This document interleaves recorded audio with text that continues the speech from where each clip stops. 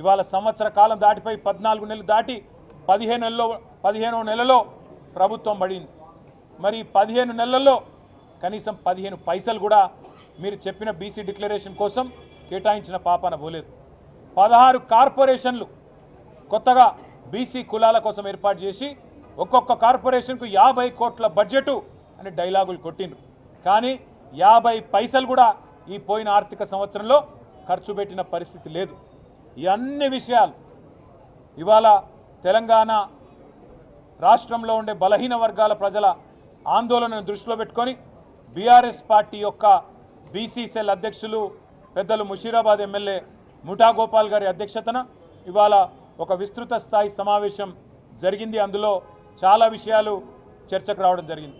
ఇవాళ ప్రాథమికంగా అనుకున్నది ఏంటి అంటే ఈ సమావేశం ద్వారా రాష్ట్ర ప్రభుత్వాన్ని బీఆర్ఎస్ పార్టీ డిమాండ్ చేస్తున్నది, నువ్వు మొట్టమొదలు ఈ రాష్ట్రంలోని బీసీ ప్రజలను క్షమాపణ అడుగు రేవంత్ రెడ్డి గారు అని డిమాండ్ చేస్తూ ఉన్నాం.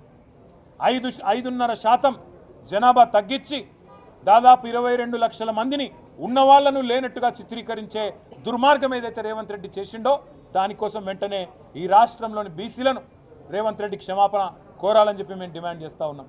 రెండవది, నీ కులగణన పూర్తి తప్పుల తడక, నీ పూర్తి అశాస్త్రీయం, అసంబద్ధం, అర్ధరహితం. ఈ మాట మేము మాత్రమే కాదు, రాష్ట్రంలోని బీసీ సంఘాలు అంటున్నాయి. స్వయంగా మీ కాంగ్రెస్ పార్టీ ఎమ్మెల్సీ కూడా ఇది చిత్తు కాగితంతో సమానం, దీన్ని కాలబెట్టినా తప్పులేదని కాలబెట్టింది. అందుకే మేము బీఆర్ఎస్ పార్టీగా డిమాండ్ చేస్తున్నాం, వెంటనే రీసర్వేకి ఆదేశించు.